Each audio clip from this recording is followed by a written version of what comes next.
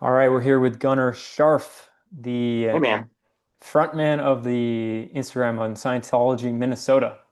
Yeah. Um, Man, super pumped up to just get to know you and ask you a bunch of questions. So thanks for being here. Yeah, thanks for having me. Of course, man. Honestly, I just want to start with I guess your story in Scientology. Like how did you find it and what does it even mean to you? Yeah, that's a good question. I found it through my dad. I'd say like on average, most Scientologists have a familial or like a friend connection where somebody like they found it from somebody else, and so then they have a win in it, and then they tell somebody else about it. My dad found it through a company. It was a consulting company for dentists and chiropractors, and so basically they helped revert the statistics of dentists and chiropractor clinics, and they use Scientology administrative technology to do that. And they wouldn't necessarily tell people that.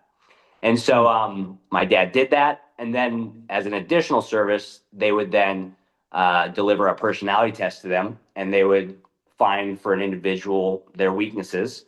And they would then offer them Scientology counseling to address that. So my dad took them up on that offer, and he did it with my mom.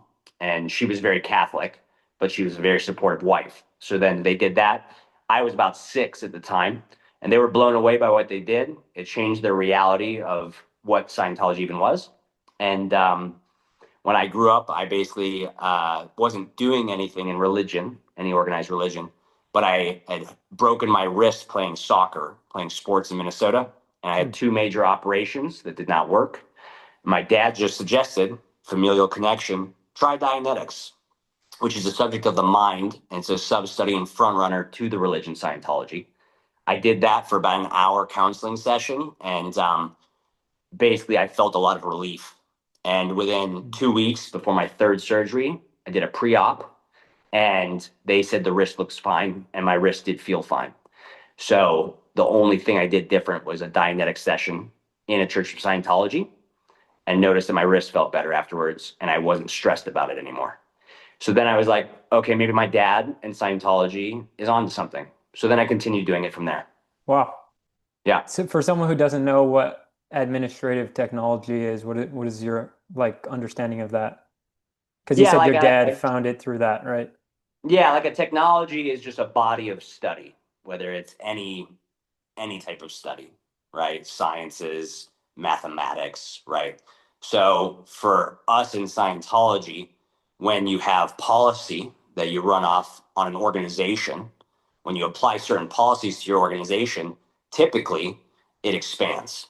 And so when we apply systematically certain policy in Scientology, whether it's to a church of Scientology or to a business or an organization, it expands. Hmm. And so those people taught my dad how to do that and implement it in his dental practice. And it Sure. caused the statistics, which are just raw numbers of, dental patients or income to go up. That's cool. Yeah. Yeah, I know I saw a video that you posted that said that Grant Cardone is one of the most kind of inspiring people who's a Scientologist that you look up to. I know that he applies a lot of that stuff too. What, how has he impacted you? Yeah. No, he's one of the foremost guys I see applying it in the face. Like basically he's telling people he's doing this, right? There's a lot of Scientologists that apply it that are business owners or are big in their own field. Grant is inspiring to me because he's really in the public eye and he's not afraid to speak his mind, which I think is something that I also do. And so I really respect him for that. And he also kind of has this attitude of like insouciance, he kind of What does just that mean? rolls with. Insouciance would be like, not taking something too seriously, right? Hmm. And you're more likely to get something done if you're that way. And rather than be hectic about something or like demanding. And so I really respect that attitude. And he went from being like a millionaire guy who had personal problems, from what I know of him, out in California, to like turning his entire life around and becoming what he is today, which is a huge opinion leader in his field. And he's married with kids, and he looks great. So that's Yeah. why I like what he does. Yeah. Yeah. He seems like a really well balanced entrepreneur 100%. as opposed to 100%. just only focusing on grinding. I mean, he obviously works really hard, but Yeah, absolutely. Absolutely. And he actually, in terms of a Scientologist, he's not like screaming from the mountaintops, he's a Scientologist, no. but he really applies Dianetics and other things. And he's like one of the top disseminators of Dianetics. He tells a lot of people about it, and a lot of people then do it and benefit from it. And I really respect that too. Yeah. That's cool. Yeah. I wanted to address maybe some of the things like anybody watching this podcast, they either researched what is Scientology or, they have a friend or family doing it or they're thinking about looking into it and they might run into what, you guys refer to as black PR, which is like bad news or I don't know, how would you explain what black PR is? Let PR, that's like propaganda that is used below people's awareness to result in something. It's like, I don't know. I mean, there have been campaigns like that since the dawn of time. They probably Mm, did it in other religions or in governments around Earth, right? So, if you got a president running, let's just say hypothetically, there might be a campaign. You obviously see the campaign of the opponent saying why they're not a good fit, you know. hmm But sometimes it can get a little insidious, like a little hidden, and they'll like take some intelligence they gather or data, and then they'll try to like change it or alter it in a way that meets their end, you know? Mm, And so, like, yeah, there is stuff like that about Scientology in the public facing eye. And so, like, what I like doing is just dispelling mystery because I think a lot of people think Scientology is super mysterious. hmm And I think that catches people's attention. But then they see that stuff and then they're like, oh, but maybe it's bad, but we don't know. And then they see me or like some other person in life they meet and they're like, you guys weren't at all what we thought. And so then their mind, they try and rationalize it. When it comes to Dianetics, people just need to read the material and understand what's happening to them. Because if you're in a moment of pain or trauma, your subconscious, as we say in Dianetics, because it didn't have a previous term for it, is what we call the reactive mind. It operates on stimulus response, meaning there are stimulus in your environment, right? And then you respond. Okay. Um, but some things, like some people think that it's like a one for one basis. If you see a bear and you go, and you run, that's like a fight or flight response, and that would be natural to do. But when you do the certain self doubting and you do have anxiety that is then felt through the body, and you do weird things that counteract your goals and purposes, that is what the subconscious is doing on a more subtle level. And so when you do Dianetics and you uncover what is causing that, you're actually getting rid of the hypnotic value of those things, which would be keeping you brainwashed. What is a hypnotic value? What does that mean? If something like a word, if you're in pain, let's say you're in pain, you fall off your bicycle, Mm, and somebody says, oh, you poor thing, right? I'm going to take care of you, right? Let's just say that you were unconscious partially, and your subconscious mind takes that word value and it puts it in there. And then it'd be no different than going to a hypnotist, getting that medallion like planted in your face, and he puts something in your mind saying you're going to stop smoking, you're going to hate smoking. And now this person gets up 10 years later, they're an adult and they fell off that bicycle. They don't really think about that too much, but they're at work and they got a deadline and they're a little tired that day. And, in order to get out of that work, maybe below their awareness, they start feeling like I'm a poor baby. And, I'm, I'm a little sick today. I can't come in to do this meeting, guys. And then they stay at home. They just think they're sick or they're stressed and they'd be like, I'm stressed. I can't handle it, when in reality it could be the words from when they fell off that bicycle 10 years earlier influencing their train of thought below their awareness level, mm. right? That would be like hypnotism that the Wow. world just does to your mind when you run into it really hard. And so that is what Dynamics talks about. And we teach people how to locate those moments for people and get rid of the unawareness. So they become aware of it again. And now they don't say or do the thing that happened to them 10 years ago. Right. Mm, And then on the button of like brainwashing, brainwashing would imply you're not willing to like hear other points of view, right? So I think the reverse happens where people maybe have been brainwashed and then they come to me and they go, "You're bad," or "You're this," and then I'm thinking, well, what are you being fed that's got you thinking that without researching because you haven't come talk to me yet, you Hmm. know? So I see that in the reverse. But once again, they could point a finger. I can point a finger. I don't usually point a finger. I'm usually just here for it, and I go, okay, let's talk about it. You know? Sure. Yeah. Yeah. How did Dianetics help you? I mean, like I said at the intro, it literally helped me heal an injury. So, like, I don't know if you can see it, but it's hard to see here. I got a scar right there. Hmm. I had two major surgeries on my wrist from a sports injury, and it addressed mental energy, I guess, because your mind has charge. There's just electricity up there. Okay. And sometimes it'll prevent the body part from healing because of the trauma. So when you do Dianetics counseling, you are being pushed into those moments you can't see so good, and you're getting an awareness of everything that happens: sight, sound, smell, taste, touch, language used. And when you see it again and again, it relieves the tension on maybe an injury. And for me, that's what it did. And it allowed the injury to then heal naturally as the body should. What Dianetics then meant to me and did for me, as I did all of what you can do in Dianetics, which is the goal of the book, is it gave me an ability to actually achieve my goals and purposes and to think for myself freely and not have certain anxieties, irrational thoughts, fears, or certain mental blocks, so that I can actually look at the world logically and make rational choices for my own survival, right? And then the survival of other people in my life.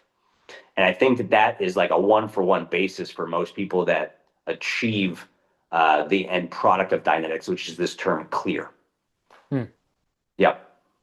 So what was that? When did you achieve that? And like, what was that process like? Like, how long did it take you? What did it look like? Like, were you working for them? You obviously work for Scientology now. Yeah. But how long ago was this? I went clear in 2017 end of. So that process took about a year and a half. Hmm. Um, when I decided to do that was when I graduated from college at the University of Minnesota up here. Hmm. And I just decided to just do it flat out. And the first step was a sauna program. It gets drugs and toxins out of your body. And that was super beneficial to me. Made like colors brighter again, raised my IQ, various things. Because drugs weigh on the body. They actually store in the fat tissue of your body. And so this program is designed using specific vitamins, nutrients, minerals, and sweat to actually detox you fully. After that, you do like a series of uh, technical procedures using Scientology material that L. Ron Hubbard wrote and would use. And there's like a specific route you go through of like self-discovery, and you basically receive counsel to address any inhibitions to communication, problem solving, um, being stuck in a fixed state or condition, like being unhappy all the time or something. And you move through that until you do Dianetics at a very fast pace. And when you get rid of unconscious moments of time and you see them again, you relieve yourself of that subconscious, and then you just become wholly yourself, as God would have intended, right? Which is very like able to the highest of what your potential abilities are. And so that's what I did, and I just kind of like once again trusted the process because I had had that relationship with my dad who had done it and said that was the thing. And so, whereas more people, when they're first approaching it, are more doing so out of a position of curiosity or, just or hearing from somebody else that it worked. And so then people will do it. But typically they do like, a couple courses, they apply the information, they say, oh, it works, or they do Dianetics at an introductory level and they go, wow, that really helped me feel better. And then they're like, what's next? Hmm. So. So when you say, for someone who's never heard this, like when you say seeing something again, what does that actually mean when you're seeing? something again, like seeing a memory again, or Yeah, well, like we all have that ability. It's an ability, like if you close your eyes or even without closing your eyes, you just look in your mind, you can materialize any picture of anything you've ever seen in your life. If you really care to concentrate. Most people don't care to concentrate. We're doing things. But your mind has this ability to like literally dig up anything you've ever seen or experienced and look at it. And so when I say see things or look at things, that's what you're doing. You're looking inward at your mind at what has been. The things that are hidden from you are just the moments of pain and unconsciousness, and they go hand in hand. So when you do Dianetics, you're being worked with. You're working with another person. You're actually doing the majority of the work. They're just guiding you to look at the earlier things and get your own answers and solutions as to why your problem right now is stemming from that thing you can't see 10 years ago. hmm. But the mind is, you know, is incredible. You know, so that's an ability people have. A lot of people who have had a tough life or have done a lot of drugs or this or that may have a harder time doing that at face value. But everything can be accomplished, and it's always done at the right gradient for the individual. Gradient meaning right step. Like nobody would just be thrust into like doing something like high level Scientology or Dianetics. Just like you wouldn't put a guy who just read a book on planes, you wouldn't put him in the cockpit and say, you can drive this thing without us. You know what I'm saying? It's no different in Scientology, right? Yeah, people will often kind of fight back on having to pay for these kind of services. So you're obviously like sharing you've had this amazing experience of clearing out some of these memories and things that were holding you back, and you had to pay for that, right? Right. How do you explain that to people when they're like, oh, you shouldn't have to pay to grow spiritually, or you shouldn't have to pay to receive services from a church or whatever? Yeah, I mean, that's a pretty easy one. Like, I literally just made a video on this the other day. Like, we live in an economy, okay? I would love to give everybody everything for free, okay?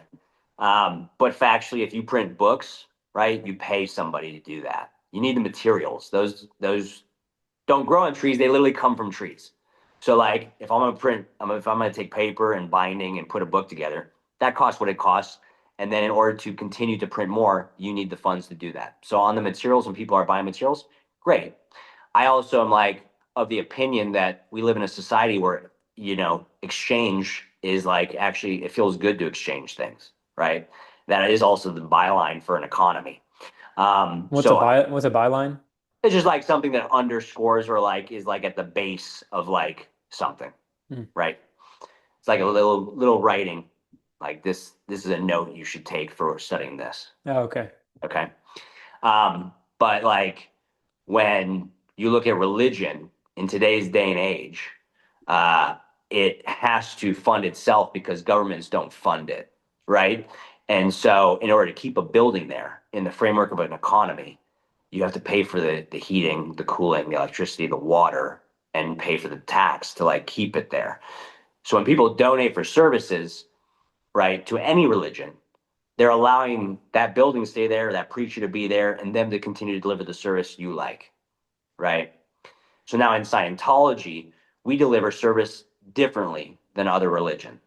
When we deliver a service, it is like a form of very in-depth counseling that on a case-by-case basis of individuals find it supersedes their ideas of what it could have done and is a really good thing to do. So then to them, if that means more freedom and spirituality and it actually translates to more of their own life, they do it. They donate for it.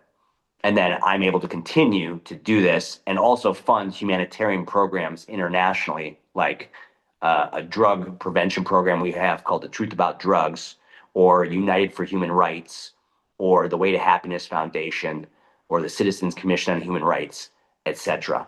Could you And explain so, those and what those efforts are about? yeah, they're all nonprofit organizations that we in Scientology and as Scientologists fund to solve societal problems, which other organizations have also tried to solve. Um, and the materials were actually written by L. Ron Hubbard, and we set them up so that any group on Earth, organization, individual, can find that material and use it as their own without inhibiting their own faith or belief or practice, or place of work. So, like, Truth About Drugs does not say on it Scientology. It says the truth about drugs, and it's got a course package we give to people, we pay for them to get it for free as much as they want, as an educator, gym teacher, police officer, and then they can use it for their community, and they can show people award-winning films on why drugs are bad, or provide material that covers every known street drug, or drug that's being used illicitly or like wrongly, right? Like over-the-counter medications. And then kids at a young age can be prevented from doing those things because they know what the long-term effects are and the bad effects, and they've seen a visual representation and they've read about it, right? United for Human Rights is an organization that teaches in schools people what their universal human rights are across any nation. This was established. And they will even go to the United Nations and help vouch for those rights. And they do this annually. Was the human Um, rights, is that something that was established at the end of World War II? I Or believe so. okay, Yeah, I believe like so. the whole world was in agreement that these are Yep, that was okay. like your declaration or declaring your human rights. These are them, right? They're obviously violated in a lot of nations. They're violated even at times in America. Like, they are violated. But if people all knew what they were and were educated on them, it would be much harder to violate them.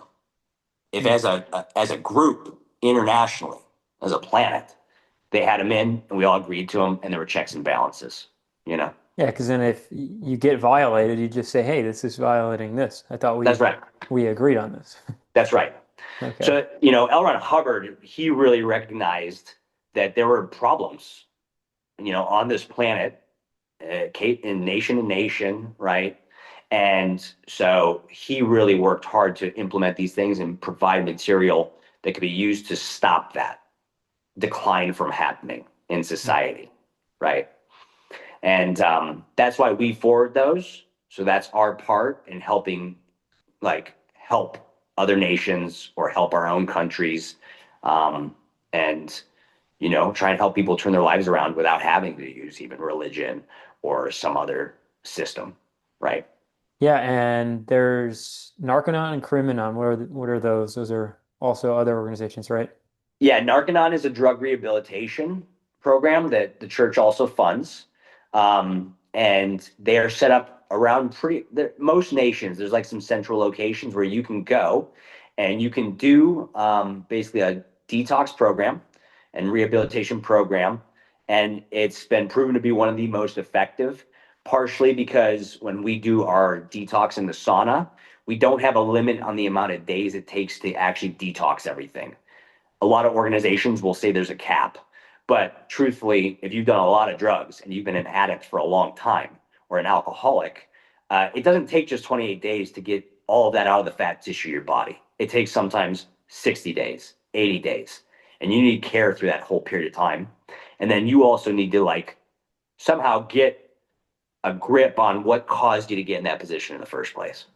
So they are set up to do that then too, and give you some moral values and tools to use so it doesn't happen again, Is right? that does that program utilize like Dianetics and this type of auditing, or is it more educational, like helping people It understand doesn't, why? I don't believe it uses Dianetics, but what they use is a form of processing or counseling in Scientology, and it's a very small amount of it, not what a Scientologist would do at a church, of what's called objective counseling, meaning using your eyes and outwardly looking at the world, because an addict typically is so in their head mentally, they need that high to stay above water, right? So, and what's happened is there was something that happened in their life that caused them to get on that path.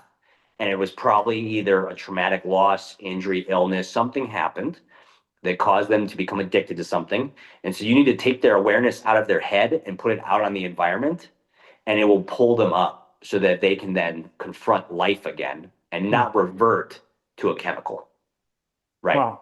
Yeah.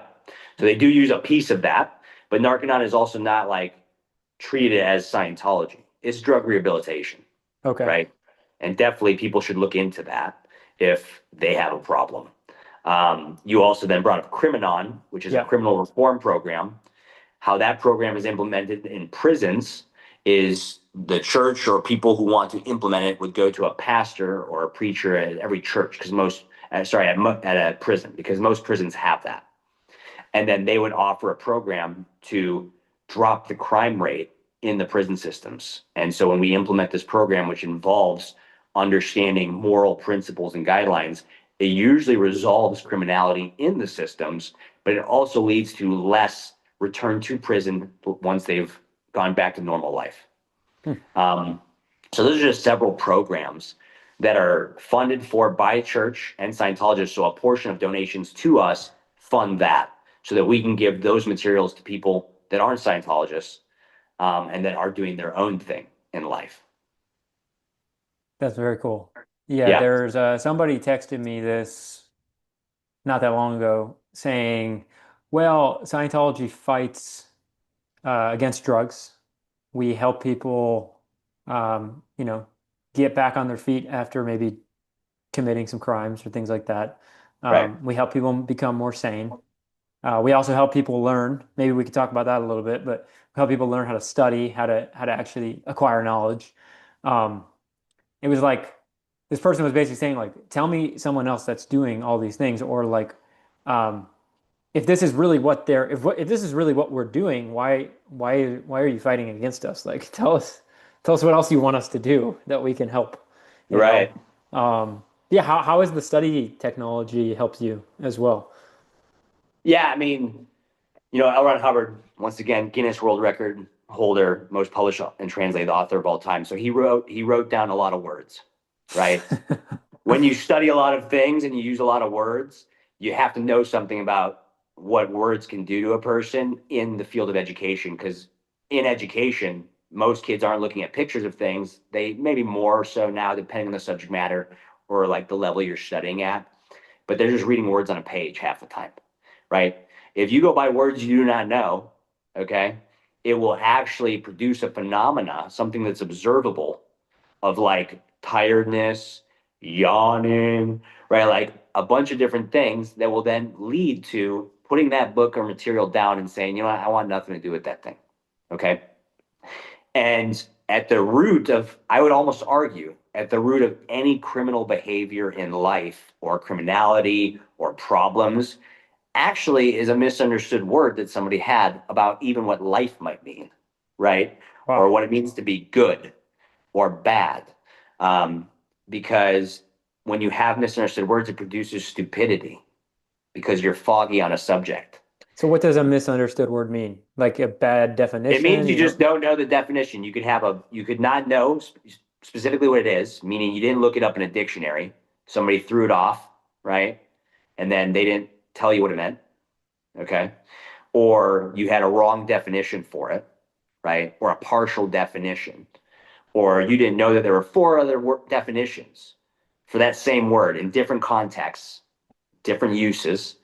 Um, and it would produce in you a disinterest in what you're studying unless you looked that up in a dictionary and made that word your own so you could use it sanely. Why do you think people leave things when they don't understand them? Is it like is it related to like human nature, like wanting to be a good person, or like how come people are, or like you even gave the example of life, like if someone didn't understand life, they might almost run away from it and start causing chaos or creating problems. That's kind of what it I sounded like don't you. think they can help it. I think that's just a phenomena that occurs. Hmm. It's like a departure, you know. Uh, they just didn't know what was there, like what was the problem or the root of their problem in understanding something. They didn't know. They didn't know that there were 12 meanings for that word. And the one that they were reading about in that book was the third meaning, and their idea of it was totally different. And then the whole subject didn't make sense. And they were like, yawn, put that down, be like, I'm just gonna go like do like wild stuff, because it's more fun. And and if you look at education today, even like you get these if education were to be like better, you would make sure the kids understood what the words meant because now you're getting like a problem where you're putting all these words on kids and then they get a little antsy and a little rambunctious, like they're hyper, right? And they're like, I want to go outside and play. And then you're like, they're ADHD. Oh, they're this, they're that. They can't focus. That's like an underlying problem is you're not teaching people properly. And then you've got this like falsehood of saying the kid is a label when they're perfect. Some of the smartest people in the world didn't even go to college. Some of the most like proactive people. Maybe that kid could be like that. Don't jam a bunch of words down their throat they don't know and say that they're a label now. That's wrong.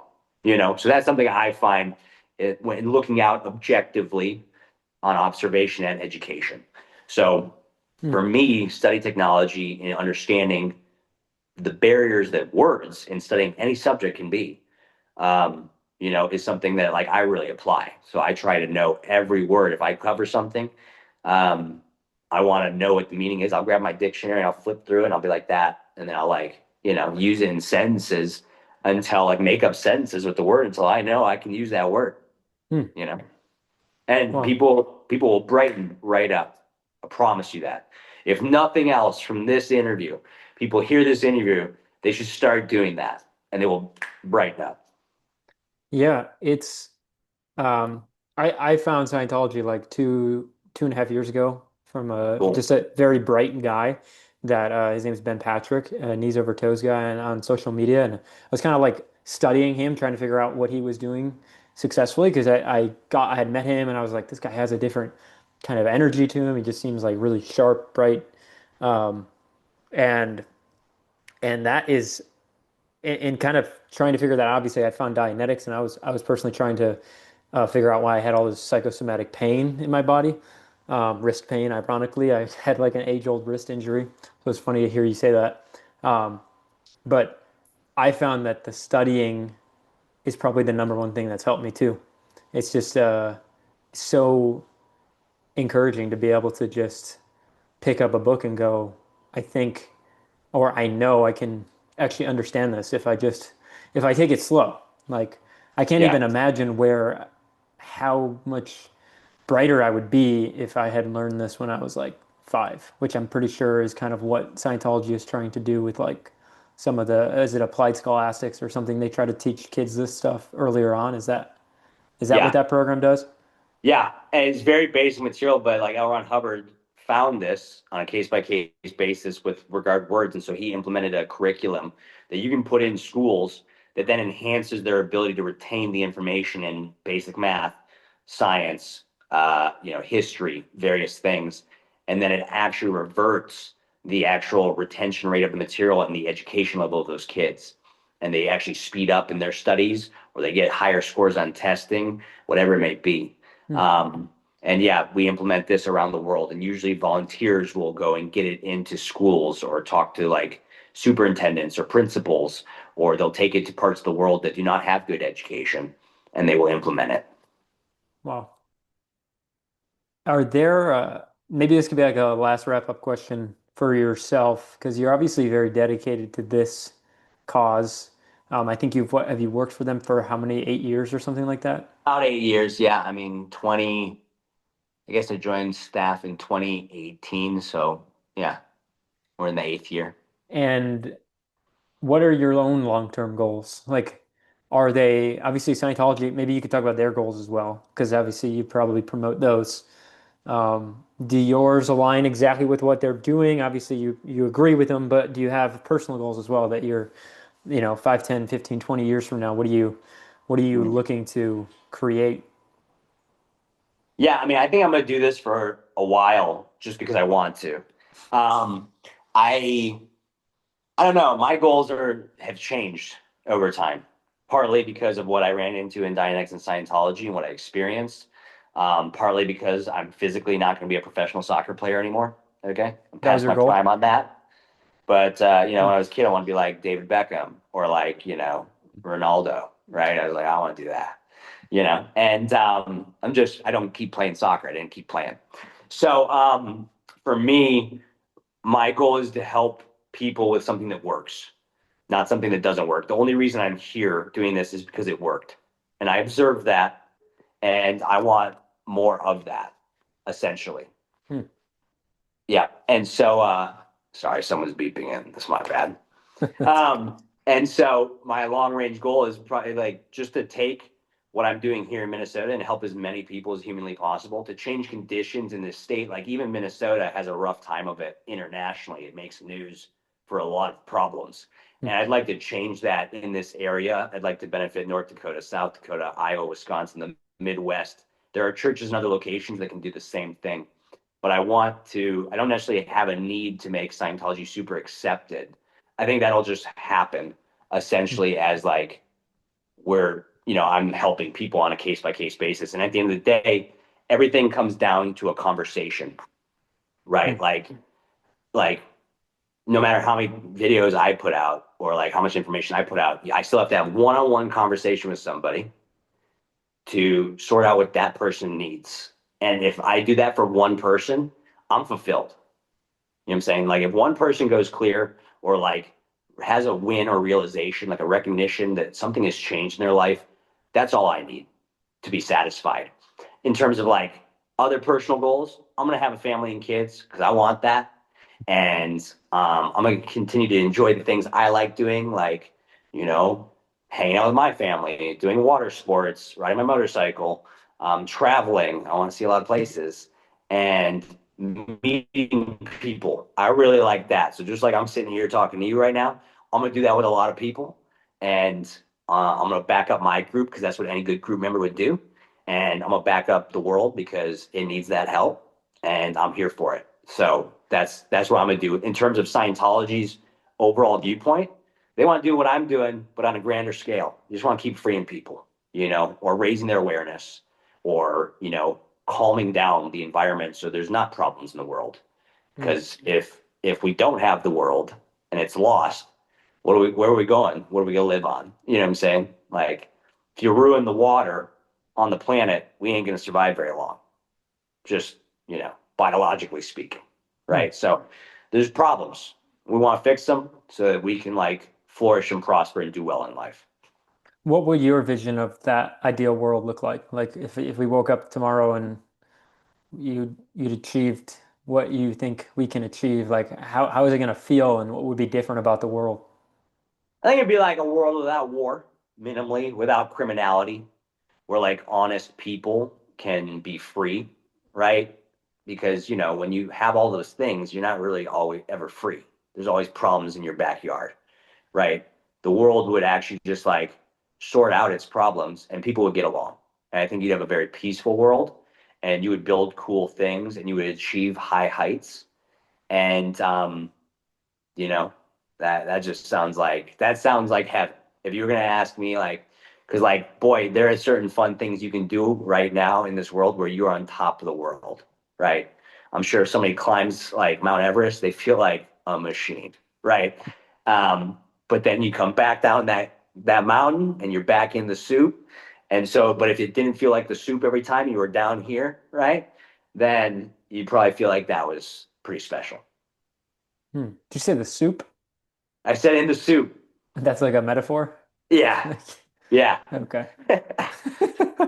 Um, well, thanks. Sorry, I No, got I no, got that in me you've sometimes. got a lot of great phrases. Thanks. But I just want to say thanks for coming on. I think it's really valuable to ask you all of the questions, and you're doing awesome work.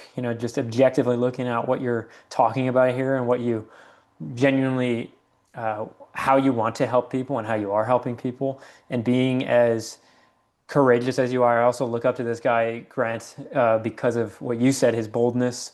And I want to be someone like that too, who doesn't just hold back a viewpoint because he's afraid of what people might say or something like that. So that's why I reached out to you because I think I see something in you probably that I don't have or that I know I do have that I'm looking to express.